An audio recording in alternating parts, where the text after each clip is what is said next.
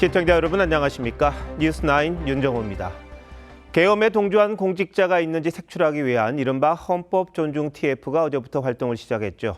정부가 한 걸음 더 나아가 76년간 이어진 국가공무원의 명령 복종 의무를 없애기로 했습니다. 계엄과 같은 상관에 위법한 지시는 거부할 수 있게 하겠다는 취지라는데 법 위반의 명확한 기준이 뭐가 될지, 업무 처리가 늦춰지지는 않을지 명쾌하지 않다는 지적이 벌써부터 나옵니다. 불법적인 지시는 규정이 있든 말든 당연히 거부하는 게 맞습니다만 법 개정이 가져올 부작용에 대한 우려도 벌써부터 나오고 있습니다.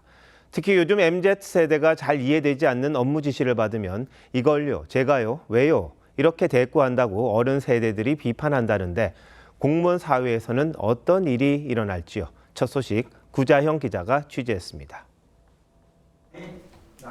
인사혁신처가 개정안을 입법 예고한 건 국가공무원법 57조입니다.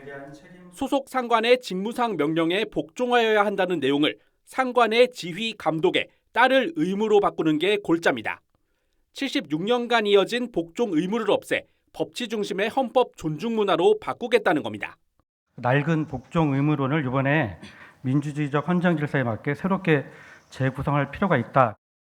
개정안은 또 구체적 지휘 감독에 대해 의견을 제시할 수 있고 위법한 지시는 거부할 수 있도록 했습니다.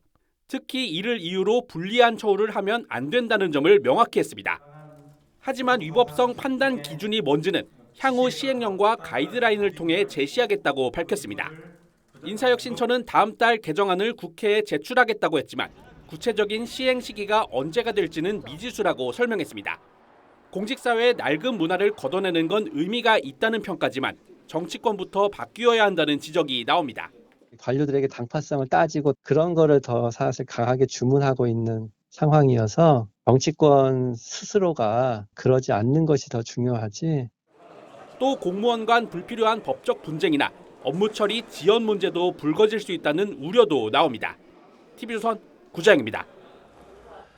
이 같은 기조는 군에도 적용될 것 같습니다. 하지만 총탄이 오가는 전장에선 순간적 판단이 중요하고 급박한 상황에 상관의 명령이 타당한지 부당한지를 따지는 게 가능할까 싶습니다. 비상계엄 사태 때문에 마련한 조치 같긴 합니다만 지휘 체계가 정상 작동할 수 있을지요? 이어서 이태영 기자가 보도합니다. 군인 복무기본법 개정안은 상관의 명령이라도 명백히 위법하면 이를 거부하는 조항을 명문화했습니다. 안규백 국방부 장관이 국회의원이던 지난 4월 대표 발의했는데 오늘 국회 국방위 법안 소위에 상정되자 국방부는 찬성 의견을 전달했습니다. 오늘을 기점으로 우리 국방부와 군은 비상계엄의 도구로 소모된 과거와 단절하고 국방부는 명령 거부로 인사 불이익을 받지 않아야 한다는 의견까지 추가했습니다. 하지만 군 지휘 체계의 근본이 흔들릴 수 있다는 지적이 나옵니다. 국방위 소속 국민의힘 유영원 의원은 1초의 지연이 생사를 가르는 군의 명령 복종은 즉각 이행을 전제로 설계돼 있다며 일부 정보만 가진 부하가 명령의 정당성을 판단하는 것도 비현실적이라고 지적했습니다. 한 육군 관계자는 항명의 법적 근거를 마련한 셈이라 했고 해병대 관계자는 순간 판단이 생사를 가르는 상황에서 전투 실패로 이어질 수 있다고 우려했습니다. 이와 함께 군은 비상계엄 가담자 등을 색출하기 위한 이른바 내란 청산 TF 제보센터 운영에 들어갔습니다. 익명으로 제보자 신분을 보장한다는 점을 강조하고 있는데 군 내부에선 특정 인사 밀어내기용 투서 남발의 우려도 커지고 있습니다. TV조선 이태형입니다. 헌법 존중 TF가 공무원 사회를 충격과 공포에 빠뜨릴 거란 우려가 커지자 국가인권위원회에서 정부를 조사해야 하는 게 아니냐 이런 목소리가 나왔습니다. 휴대폰을 제출하지 않으면 징계성 조치를 하겠다는 으름장이 인권 탄압 소지가 있다는 건데요.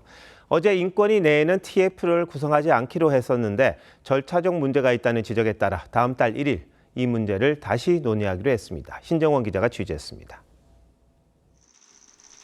김민석 총리가 헌법 존중 TF 실무자들에게 민주공화국 정신이란 원칙을 제시합니다. 공직자의 활동은 민주공화국의 정신에 부합해야 한다는 것이 원칙입니다.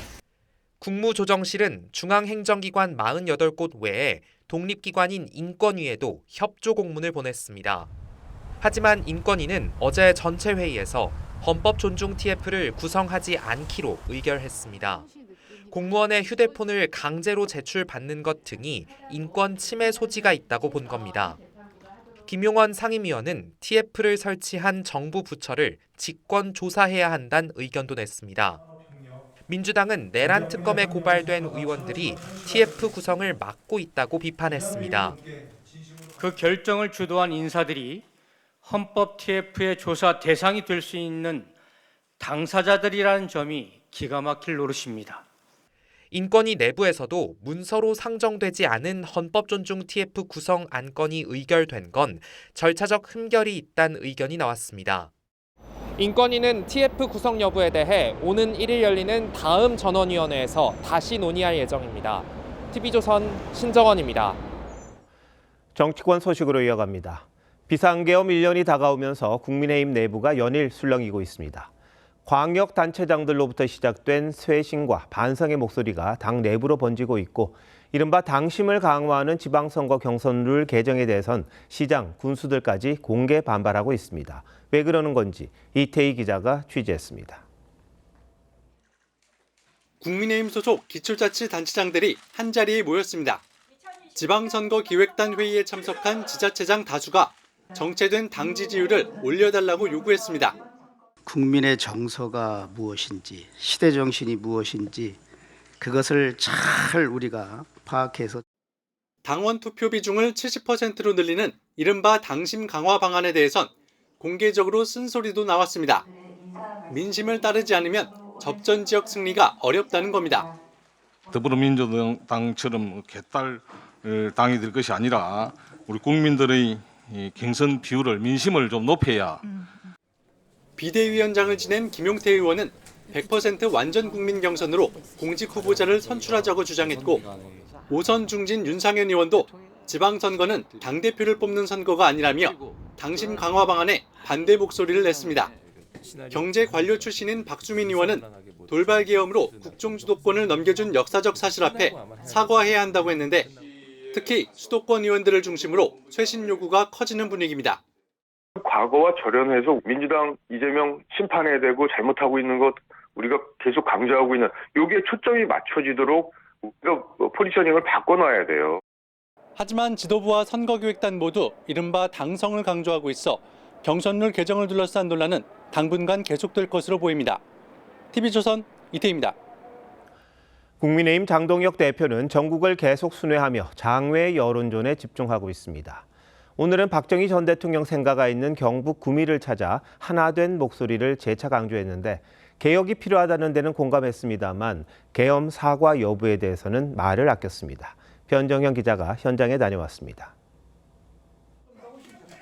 취임 후 처음으로 박정희 전 대통령 생가를 찾은 국민의힘 장동혁 대표가 영정에 헌화하고 묵념합니다. 방명록엔 뜻이 있으면 마침내 이룬다는 유지 경성을 적었습니다. 장 대표는 당내 잇단 쇄신 요구에 대해 조만간 개혁안을 밝히겠다고 했습니다. 시점은 계엄 1년과 당대표 취임 100일을 맞는 다음 달 3일 이후가 될 가능성이 있습니다. 저는 개혁을 추진하고 있습니다. 그리고 곧 우리 당을 어떻게 더 혁신하고 개혁할지에 대한 방안도 말씀을 드리겠습니다. 비상계엄 사과 여부에 대해선 지금 말씀드릴 단계는 아닌 것 같다고 했습니다.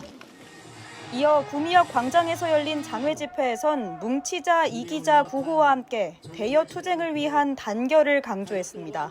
아스팔트 세력이라 손가락질 당하는 그것이 부끄러운 것이 아니라 여러분 나라가 이렇게 쓰러져 가는데도 한마디 하지 못하는 것이 부끄러운 것입니다. 다만 이재명 대통령 사법 리스크 등을 집요하게 지적한 앞선 집회들과 달리 포퓰리즘 정책과 환율과 물가, 월세로 내몰리는 서민 등 경제 분야 비판에 초점을 맞췄습니다. 오늘까지 4차례 장외 집회를 마친 국민의힘은 내일 장 대표 지역구가 있는 충남을 찾습니다. 추경호 전 원내대표 체포동의안 표결 다음 날인 오는 28일엔 보수의 심장 대구에서 지지층 총결집에 나설 전망입니다. TV조선 변정현입니다. 민주당에선 대의원과 권리당원 1인 1표제 당원 당규 개정을 둘러싼 여진이 이어지고 있습니다. 정청래 대표가 당내 반발에 최종 결정을 일주일 연기했습니다만 수기 과정에 대한 비판은 오늘도 계속됐습니다. 특히 시한을 못 박아놓고 밀어붙이는 방식의 정 대표 리더십에 상처가 났다는 평가가 많습니다. 고유동 기자입니다. 민주당 의원 다수는 대의원 당원 1인 1표제의 도입 취지엔 공감하면서도 정청래 대표의 속도전에는 고개를 갸웃하고 있습니다. 박지원 의원은 특히 이재명 대표 시절부터 추진했던 꿈이라고 한 발언을 지목했습니다. 정청래 대표께서 꼭 이재명 대통령까지 소환할 필요가 있는가, 저는 그런 생각을 가지면서 조금 더 설득하자. 개정안 추진 과정에 공개 반발했던 의원들도 16%대에 그친 저조한 당원 참여율을 거론하며 먼저 반성이 있어야 한다고 꼬집었습니다. 먼저 좀 반성을 하고 이렇게 했어야지 이것이 압도적 찬성이다 이렇게 분위기를 잡아가는 것에 대해서는 좀 이건 좀 아니지 않나 하는 그런 좀 의견들이. 당원 숫자가 많은 호남권의 영향력이 확대되고 영남과 강원권은 과소 대표되는 문제를 보완하는 방안도 숙제입니다. 지난 8월 임시 전당대회 기준 호남권 권리당원 수는 영남권보다 3배 이상 많습니다. 대구 경북 지역이 상대적으로 취약한 지역이고요. 더 힘들어질 수 있잖아요. 제도적인 보완이 필요한 거고요. 이런 가운데 정 대표가 민심의 척도라고 했던 딴지일보 게시판은 졸속 처리를 비판했던 의원들의 전화번호가 공개됐고 문자 폭탄까지 쏟아지는 것으로 전해졌습니다. TV조선 고이동입니다.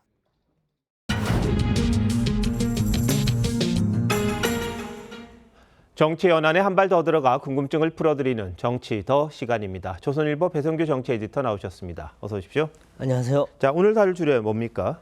네, 장동혁, 오세훈 한 배 탈까입니다. 네, 근데 지금 계엄에 대한 사과, 경선 룰을 놓고 이 장 대표와 오 시장이 서로 다른 목소리를 내고 있잖아요. 자, 양측이 맞서는 이유는 뭡니까? 네, 선거 전략과 지지층의 차이 때문입니다. 이 장 대표는 보수 결집으로 가자 이렇게 얘기하고요. 오 시장은 중도 확장으로 가야 한다고 주장합니다. 장 대표는 지방선거 경선 때 당심을 더 반영해야 한다는 쪽이고요. 오 시장은 민심을 중시해야 본선에서 이긴다고 합니다.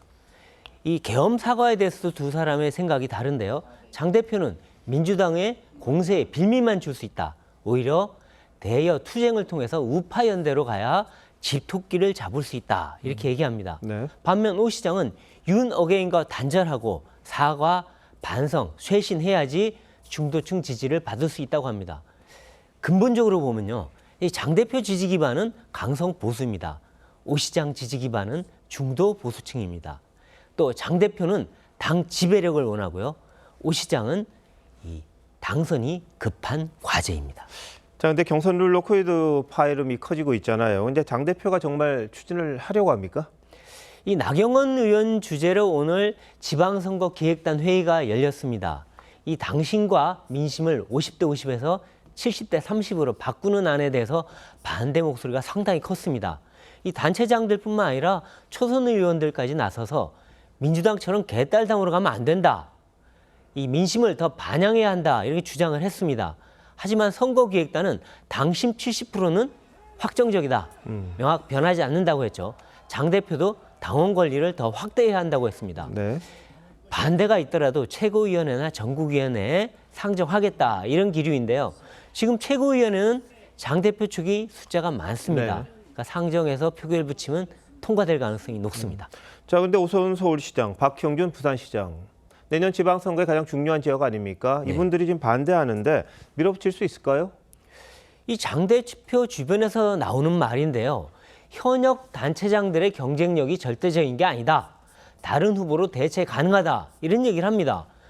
이 곱씹어 보면 서울 부산시장 출마설이 나오는 나경원 의원, 김도읍 정책위 의장 같은 분들이 오세훈, 박형준 시장의 대항마가 될 수 있다. 이런 의미로 들리는데요.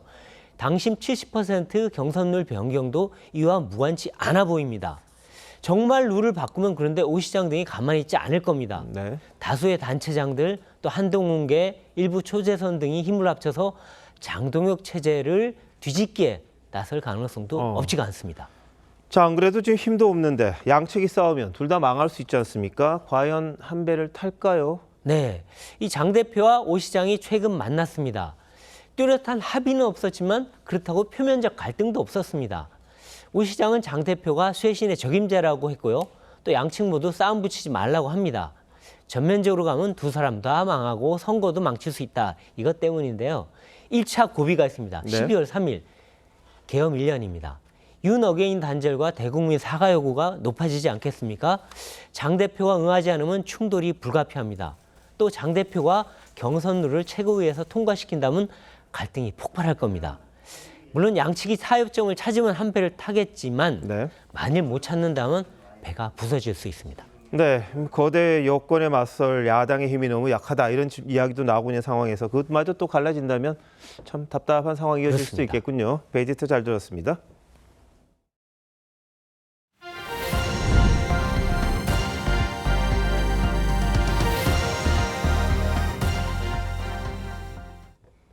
이재명 대통령의 해외 순방 일정이 끝나가는 것에 맞춰 민주당이 이른바 사법개혁안 초안을 공개했습니다. 당초 예고한 대로 인사와 예산 등을 담당하는 법원 행정처를 없애고 외부인이 훨씬 많은 사법행정위원회를 새로 만들기로 했습니다. 이들이 예산과 인사에 관여한다는 건데요. 사법권 침해라는 논란과 함께 위헌 소지가 크다는 이야기가 나오고 있습니다. 보도에 황정민 기자입니다.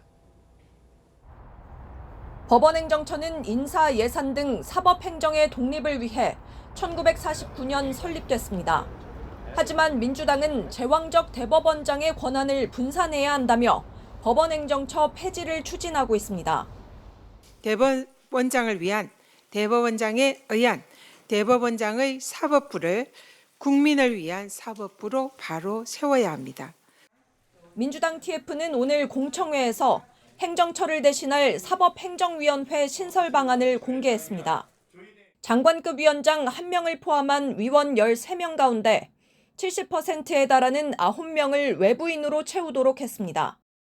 9명 중 6명은 변호사 자격도 필요로 하지 않는 비법조인입니다. 외부위원들은 법무부 장관과 변협회장, 법학교수회장 등이 추천하도록 했습니다. 과거 김명수 대법원도 사법행정에 외부인이 참여하는 건 위헌적이라고 반대한 바 있는데 이 같은 위헌성 우려가 해소되지 않은 겁니다.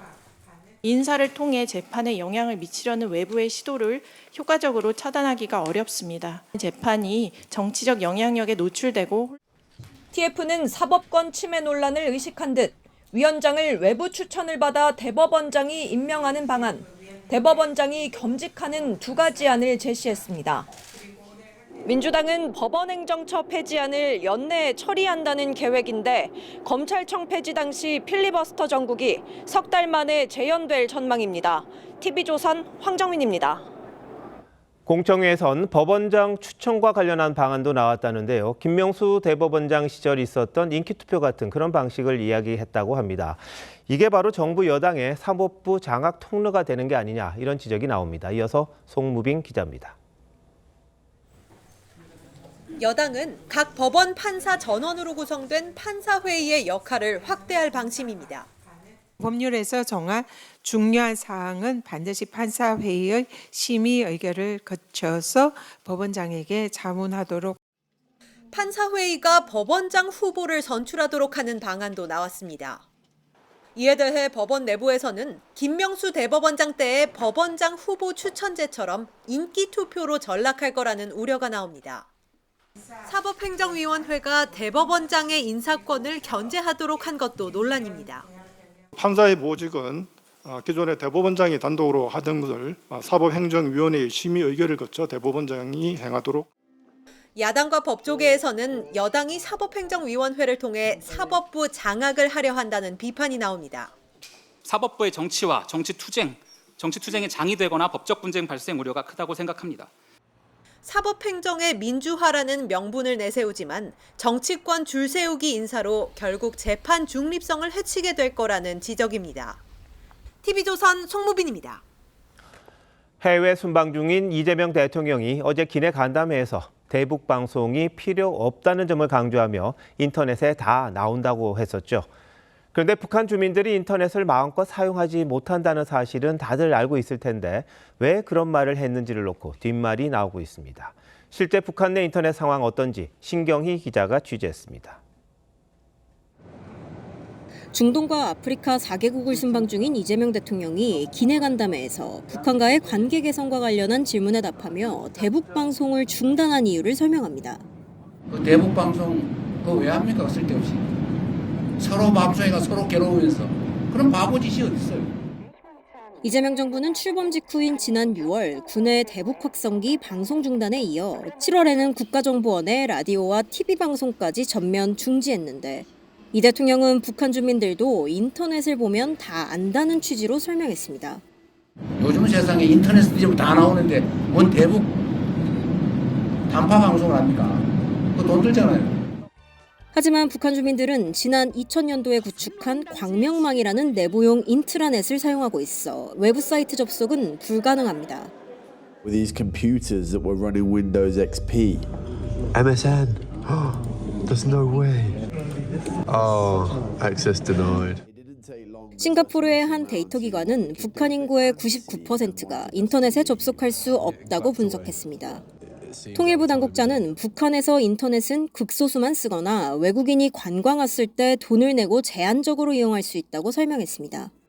이 대통령은 지난 9월 취임 100일 간담회에서도 인터넷에 다 나오는데 요즘 세상에 무슨 라디오 방송을 하냐고 말한 바 있습니다. TV조선 신경입니다. 보신 것처럼 북한의 인터넷은 극소수 특권층의 전유물입니다. 그러면 북한 주민들이 세상 문물을 접할 다른 방법은 어떤 게 있을까요? 우리가 해왔던 대북 방송은 어떤 내용이고 얼마나 효과가 있는 건지 신유만 기자와 따져보겠습니다. 신 기자, 대북 방송하면 확성기부터 떠오르거든요. 어떤 종류가 있습니까? 네, 말씀하신 대북 확성기와 함께 우리 쪽에서 송출하는 라디오와 TV 방송 등이 있습니다. 대북 확성기는 우리 군이 북한 방향으로 음성을 틀어 보내는 방식이고요. 국정원이 북한 주민을 대상으로 단파 라디오와 TV 방송도 해왔습니다. TV의 경우 전파를 쏘면 안테나로 잡아서 보는 아날로그 방식입니다. 방송 말고 다른 수단까지 확장하면 민간 단체들이 날려보내는 대북 전단도 있습니다. 북한 영토도 꽤 넓은 편인데 어디까지 이런 수단들이 미치는 겁니까? 네, 사실상 북한 전역에 미칩니다. 단파 라디오 신호가 원거리, 사실상 전 세계에 미칠 수 있는 성질을 이용해서 방송을 해왔습니다. 다만 북한이 대북 방송을 청취할 수 없도록 전파 방해, 즉 제밍을 해왔기 때문에 탈북민들은 주로 접경 지역에서 신호가 잡힌다고 말합니다. 대북 TV 방송도 신의주나 강원도 원산 권역까지 닿는다고 알려져 있고요. 대북 확성기는 고정식은 최대 20km, 이동식은 30km까지 영향을 미치는데 여기 개성에서도 소리가 들린다고 합니다. 자, 그럼 대북 방송에는 어떤 내용이 들어 있습니까? 네, 탈북해서 대한민국에 정착한 사람들의 이야기, 또 대중가요나 최신 풍습 등을 알려준다고 합니다. 탈북민들에 따르면 통제사회에 살다가 자유로운 삶, 우리나라 K컬처 소식 같은 걸 들으면 설레고 감동적이라고 하는데요. 남한 정착 후 국방부와 함께 대북 방송을 직접 진행했던 탈북민 유튜버 강나라 씨의 이야기를 들어보시죠. 북한 주민들은 발라드를 되게 좋아합니다. 이선이라든지 백지영이라든지 이런 가수들의 노래들을 위주로 틀어줬던 것 같아요. 한국에서 가장 유행하는 것들 알려드리고 MG가 뭐냐면요. 이런 것도. 대북 방송 역할이 분명히 있는 것 같은데요. 이재명 대통령은 중단해도 문제 없다고 그랬잖아요. 지금 상황도 괜찮은 겁니까? 네, 이재명 정부는 대통령 취임 일주일 만인 지난 6월 대북 확성기 방송을 중단하고 순차적으로 확성기도 철거했습니다. 우리 군의 자유의 소리 라디오 방송은 지난 9월 1일부터 노무현 문재인 정부 때도 유지했던 국정원 라디오와 TV 방송도 7월부터 송출을 중단한 것으로 알려졌습니다. 대북전단 금지법이 2023년 헌재에서 표현의 자유를 억압한다는 이유로 위헌 판결을 받자 민주당은 최근 통제공역에서 무인 기구를 날리는 것을 금지하는 항공안전법 개정안을 발의했고 법안은 현재 법사위를 통과한 상태입니다. 우리 군사 독재 때도 해외 매체들을 통해서 민주화운동을 하는 세력들이 진실을 알았거든요. 북한 주민들이 객관적인 정보, 진실을 접할 수 있는 그런 기회를 근본적으로 박탈하는 건 바람직하지 않다. 북한의 소식을 전할 방법들이 하나둘 지금 사라지고 있는 것 같은데 안 그래도 소식을 알 수 없는 북한 주민들 더 고립되는 게 아닌가 그런 우려도 드네요. 신 기자 잘 들었습니다.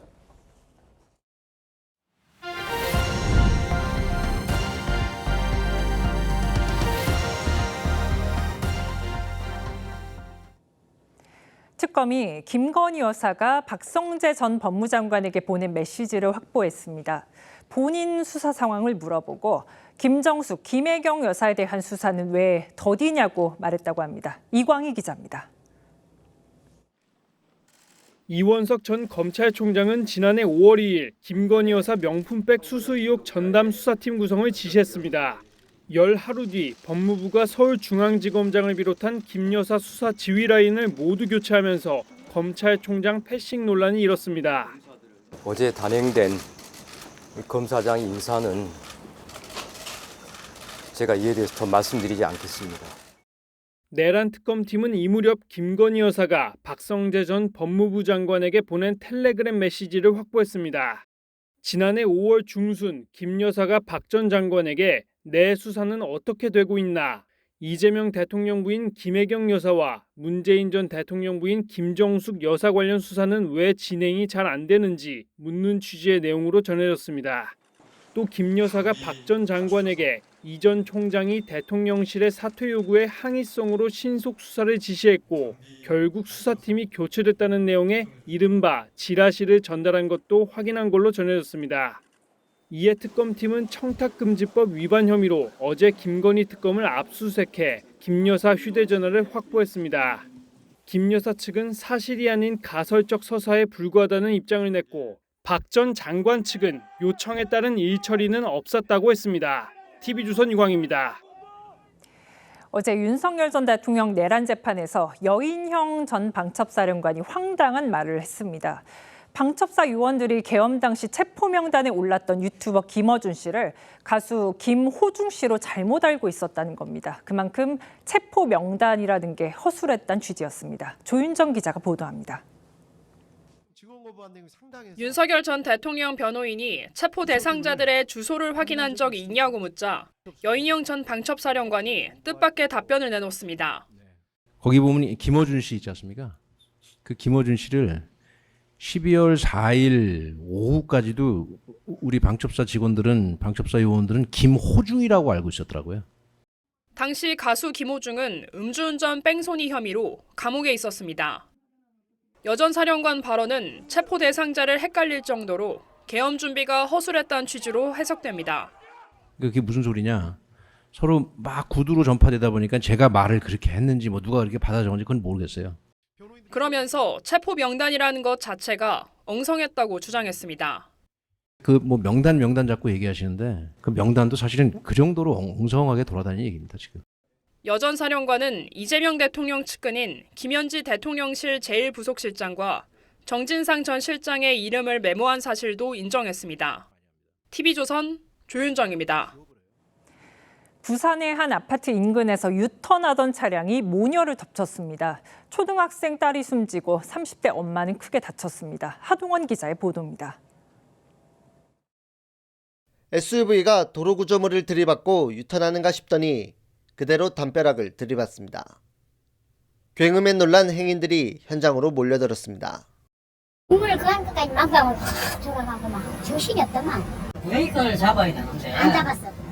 가서 빼달라고 밟아주시. 그 소리가 계속 나잖아.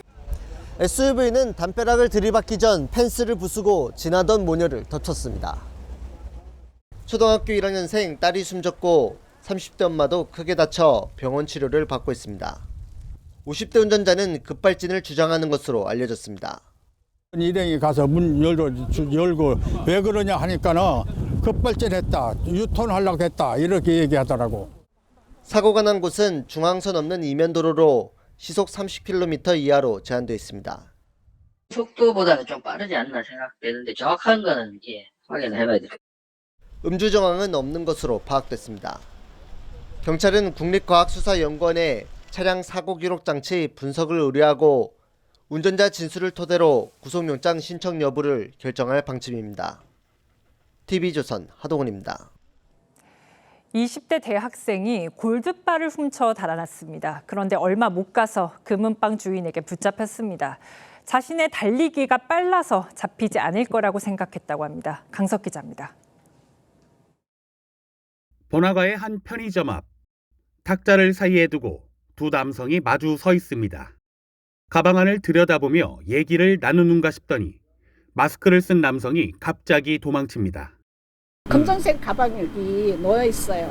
그래서 사람은 저기 둘이서 이렇게 있었어요. 막 도둑이야, 빨리 신고해 주세요. 이렇게 얘기 들었어요. 두 남성은 심하게 몸싸움까지 벌입니다. 저기서 살려주세요 소리 나더라고요. 크게. 그래서 문 열고 살짝 봤죠. 근데 여기 이거 엎드려갖고 요 허리 다 나오면서 이렇게 깔가 문지고 있었어요. 가방을 빼앗아 달아나려던 마스크 쓴 남성을 다른 남성이 제압한 겁니다. 가방 안에는 시가 1억 6천만 원 상당의 10g짜리 골드바 22개가 담겨 있었습니다. 20대 남성은 이곳에서 금이 든 가방을 가지고 도망가려 했지만 불과 3m도 못 가고 붙잡혔습니다. 이후 남성은 주민의 신고로 출동한 경찰에 체포됐습니다. 경찰 조사 결과 대학을 휴학한 남성은 돈이 필요하자 중고거래 사이트에 올라온 골드바 판매글을 보고 범행을 결심했습니다. 자기가 달리기가 좀 빨라가지고 제가 도망가면 못 쫓아올 줄 알았다고. 금은방 주인은 장사가 잘 되지 않자 금을 직거래하려 했던 것으로 조사됐습니다. 경찰은 20대 남성에 대해 구속영장을 신청했습니다. TV조선 강석입니다. 날씨가 참 쌀쌀한데요. 이런 날씨에 20대 남성이 반팔을 입은 채 소리를 지르며 배회했습니다. 알고 보니 마약에 취한 상태였습니다. 이 남성의 집에서 마약을 투약한 10대 여성도 체포됐습니다. 임희원 기자입니다. 서울 성북구의 주택가. 흰색 반팔티를 입은 남성이 머리를 좌우로 흔들며 공중에 양팔을 휘젓습니다. 잠시 후 빠른 속도로 소리를 지르며 뛰어다니고 남의 집 주차장과 골목 사이사이를 들락거리기도 합니다. 양팔은 여전히 정신없이 올렸다 내렸다 합니다. 어제 아침 9시 20분쯤 서울 성북구에서 이상한 행동을 하며 돌아다니는 남성이 있다는 신고가 접수됐습니다. 제정신은 아니었어요. 제가 술 마신 것 같지도 않았고 여기를 이렇게 소리 지르면서 뛰어다녔어요. 경찰이 현장에 출동해 신고자와 함께 주변을 살펴봤지만 남성은 이미 떠난 뒤였고 CCTV 영상 등으로 행적을 추적한 끝에 검거할 수 있었습니다. 남성은 마약에 취해 이곳 성북구부터 종로구까지 30분 이상 걸어 다니다 경찰에 붙잡혔습니다. 경찰은 남성의 주거지에서 마약을 투약한 10대 여성도 체포했습니다. 마약 간이시약 검사 결과 남녀 모두 양성 반응이 나왔습니다. 경찰은 초범인 20대 남성은 석방하고 마약 투약 전과가 있는 10대 여성에 대해선 구속영장을 신청할 방침입니다. TV조선 임희원입니다. AI 거품론으로 하락세를 이어가던 미국 증시가 모처럼 반등했습니다. 분위기를 바꾼 건 구글의 새 AI 모델 제미나이 3.0이었습니다. 엔비디아의 독주 체제를 끝낼 거란 전망까지 나옵니다. 이 모델이 도대체 뭔지 임유진 기자가 설명하겠습니다. 조선시대 경복궁의 모습을 복원해달라고 하자 마치 최신 카메라로 찍은 듯 생생한 사진이 생성됩니다. 구글의 최신 AI 모델 제미나이 3.0이 적용된 서비스입니다. For many years, we have taken a deeply differentiated approach to how we have approached AI. So we are better positioned to take a long-term view and approach this moment. 모델이 공개되자 시장은 들썩였습니다. 미 뉴욕 증시 3대 지수는 모두 상승 마감했고 구글의 알파벳은 6% 넘게 뛰었습니다. 성능보다 주목받은 건 제미나이에 들어간 AI 칩입니다. AI의 필수 칩으로 여겨졌던 엔비디아 GPU 대신 구글이 자체 개발한 TPU라는 새로운 칩을 사용했기 때문입니다. 돌풍이라고 호평받은 구글의 도전에 엔비디아는 물론 HBM을 가장 많이 납품하는 SK하이닉스 주가도 하락했습니다. 시장에서는 엔비디아의 독점 체계에 균열이 생길 수 있다는 전망까지 나옵니다. 대체를 한 건 아니기 때문에 일정 수준에서 역할을 한 거예요. 그 가능성에서는 높은 확률이 있다고 볼 수는 있는데 단장은 아니에요. GPU를 기반으로 한 생성형 AI를 주도하고 있는 오픈AI의 샘 올트먼 CEO도 이제 우리가 쫓아가는 입장이라며 위기감을 드러냈습니다. 제미나이 3.0은 정교한 추론 능력을 바탕으로 검색 광고와 자연스레 결합하는 모습도 갖춰 AI를 통한 수익화 가능성도 선보였습니다. TV조선 임유진입니다. 현역 최고령 배우로 활약하며 국민적 사랑을 받은 배우 이순재 씨가 91세를 일기로 별세했습니다. 후배들은 이 씨를 평생 도전을 멈추지 않았던 천생 배우로 기억했습니다. 박소영 기자입니다. 최근까지도 촬영 현장을 종횡무진 누볐던 이순재의 별세 소식에 문학계는 깊은 슬픔에 잠겼습니다. 서울 아산병원에 마련된 빈소에는 오후부터 조문 행렬이 이어졌습니다. 후배들은 마지막 순간까지 연기만 생각했던 천생 배우이자 스승으로 그를 기억합니다. 늘 격려해 주시고 버팀목이 되주셨던 이순재 선생님 편히 쉬십시오. 또 다른 좋은 작품 만나서 하늘에서 멋진 작품 하셨으면 좋겠습니다. 이순재는 서울대 재학 당시인 1956년 연극 지평선 너머로 데뷔해 이듬해 드라마 푸른 지평선으로 대중의 얼굴을 알렸습니다. 1991년 사랑이 뭐길래에서 대발이 아버지로 국민적 사랑을 받았고 그 인기에 힘입어 14대 국회의원으로도 활동했습니다. 2006년에는 시트콤 거침없이 하이킥으로 코믹 연기에 도전해 젊은 층의 사랑을 두루 받았습니다. 말년에는 연극 무대에 집중했습니다. 체력적 부담에도 길이 3시간에 달하는 연극 리어왕에 도전해 역시 이순재라는 찬사를 이끌어냈습니다.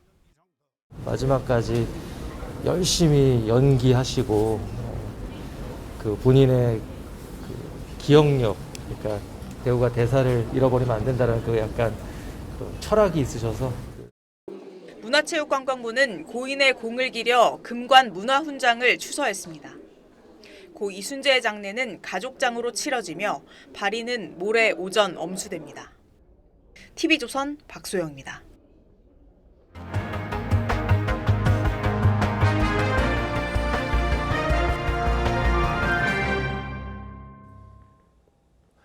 중일 갈등이 격화되고 있는 가운데 도널드 트럼프 미국 대통령이 양국 정상과 같은 날 전화로 소통해 관심을 끌고 있습니다.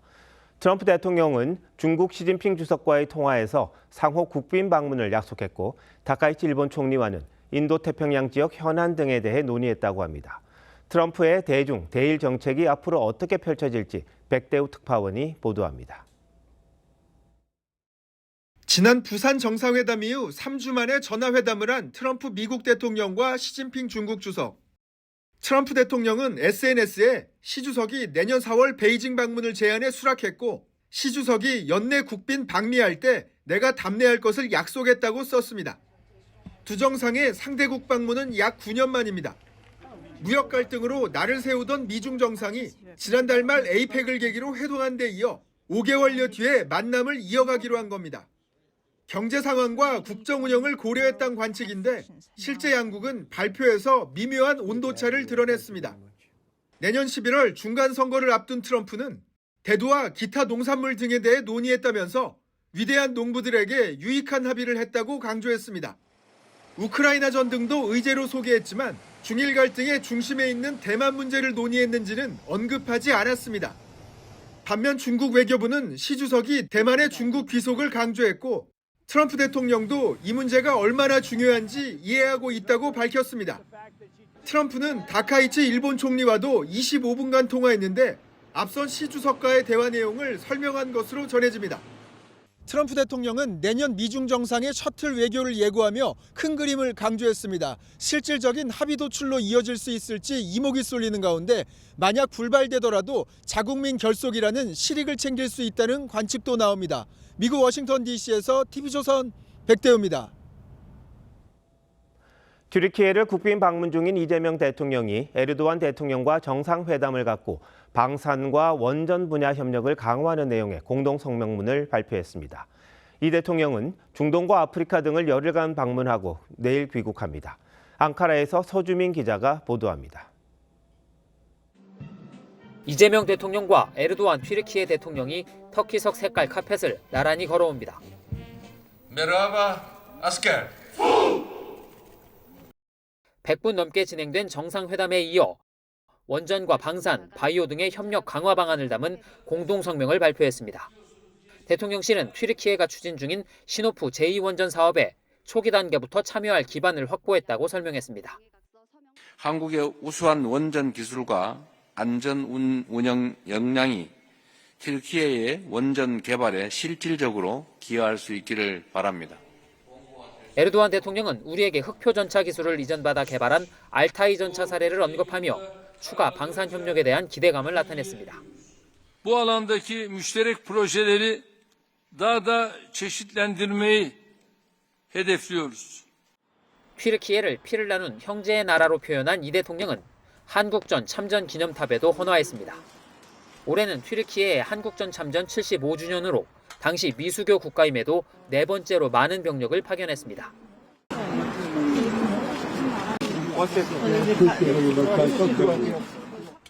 이 대통령은 잠시 뒤 귀국길에 오릅니다.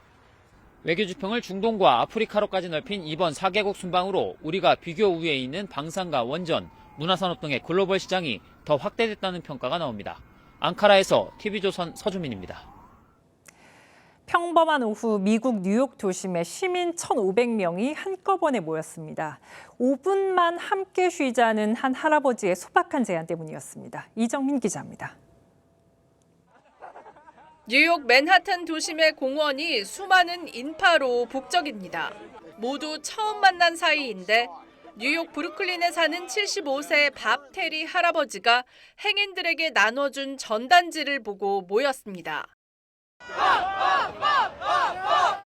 전단지엔 시간, 장소와 함께 담배 한 개 피 함께 나눠요, 5분 같이 쉬어요라고 적혀 있었습니다. 이 이색 문구는 SNS를 통해 퍼졌는데 약속된 날 오후 1,500명 넘는 사람이 몰려든 겁니다. If you travel a far way to be here, shout where you came from. Somebody came from Australia. 뉴욕 포스트는 공원이 갑자기 축제처럼 변해버렸다고 보도했습니다.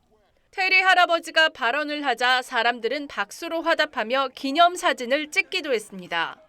흡연은 안 좋다는 조언도 잊지 않았습니다. You don't smoke, don't start. Right. If you currently smoke and you have the willpower, quit. 즉석 모임은 30분 만에 끝났지만 여운은 길었습니다. I don't even really smoke. I just came for a good time. 테리 할아버지는 요즘 사람들이 너무 지쳐 보여 여유를 느낄 수 있으면 좋겠다는 생각을 했다며 잠시나마 함께 휴식을 나누며 사람들과 연결된 기분이었다고 밝혔습니다. TV조선 이정민입니다. 벌써 13회를 맞은 TV조선 글로벌 리더스 포럼이 내일 개막합니다.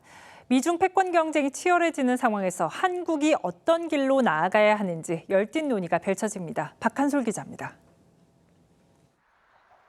트럼프 2기 행정부의 관세 정책과 미중 기술 패권 경쟁으로 격변의 시기를 맞고 있는 세계 질서. 석학들은 신흥국의 부상에 주목합니다.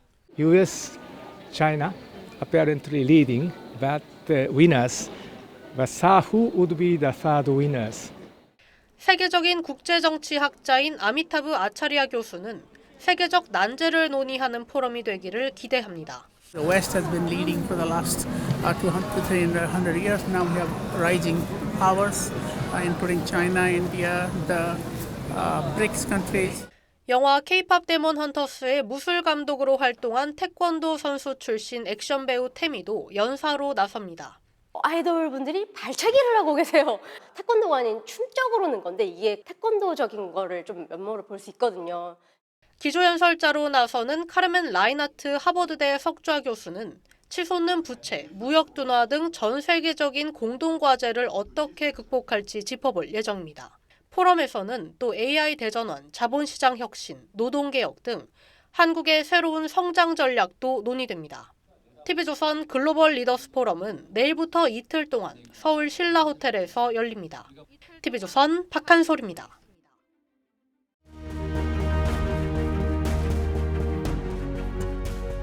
(150년) 전만 해도 기업이라는 건 세상에 없었습니다. 이젠 기업이 만든 물건을 쓰고 기업이 만든 일자리에서 일하고 기업이 만든 기술로 하루를 삽니다. 현대인의 삶에서 공기 같은 존재입니다. Today, it is all pervasive, like the church, the monarchy, and the Communist Party and other times and places. The corporation is today's dominant institution. 하지만 기업을 악으로 보는 시각도 있습니다. Corporations are monsters trying to devour as much profit as possible at anyone's expense. 우리 사회도 산업화가 한창이던 1970년대에서 80년대 노동 문제로 홍역을 깊게 앓았습니다. 우리 노조 대표도 새로 뽑고 공장에 요구할 것들도 정하고 할 거예요. 언니, 우리도 이제 공순이 말고 이름 불리면서 살아야 하잖아. 노동자들이 공순위로 불리고 정당한 권리를 배척하던 시절이 있었죠. 이젠 많은 게 달라졌습니다. 삼성, 현대차 같은 기업들이 세계 무대에 우뚝 섰습니다. 노동에 대한 인식도 많이 달라졌고 힘도 세졌습니다. 그렇다고 노동권의 강화가 기업의 부담 증가로만 이어지면 또 다른 갈등의 시대가 열릴 겁니다. 하청 노조의 실질적 교섭권을 보장하고 안정적인 교섭틀을 만들어 나가 이제 원청과 교섭할 수 있는 세상이 열렸습니다.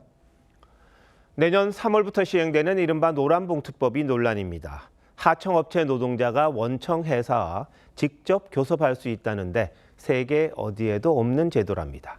시행령은 기업을 더 옥죄습니다. 현대자동차는 하청 회사만 8,500곳, 삼성중공업은 1,430곳입니다. 원청 기업들은 수천 곳이나 되는 하청 근로자들과 각각 협상을 해야 합니다. 타결이 안 되면 라인이 설 수도 있습니다. 1년 내내 협상 테이블에 앉아야 할 수도 있는 거죠. 노란봉투법은 기업 활동 자체를 어렵게 만드는 법입니다. 게다가 노조의 불법 제행위로 기업이 피해를 봐도 손해배상 청구가 어렵게 됐습니다. 분쟁은 늘어나고 갈등은 더 깊어질 겁니다. 기업들이 투자와 고용을 마음껏 할지도 의문입니다. 고 정주영 현대그룹 창업자는 기업이 발전해야 나라의 모든 분야가 발전한다고 했습니다. 어떻게든 기업을 북돋우고 생산을 늘려야 하는데 발목 잡는 일이 있어서야 되겠습니까? 노동자를 보호한다는데 누가 반대하겠습니까? 다만 더 좋은 일자리, 국가 성장에 뭐가 도움되는지 꼼꼼히 다시 따져봐야 할 때입니다. 세상은 쌩쌩 날아다니는데 우리만 엉거주춤할 수는 없지 않습니까? 11월 25일 윤정호 앵커 칼럼, 기업 틀막 그만이었습니다.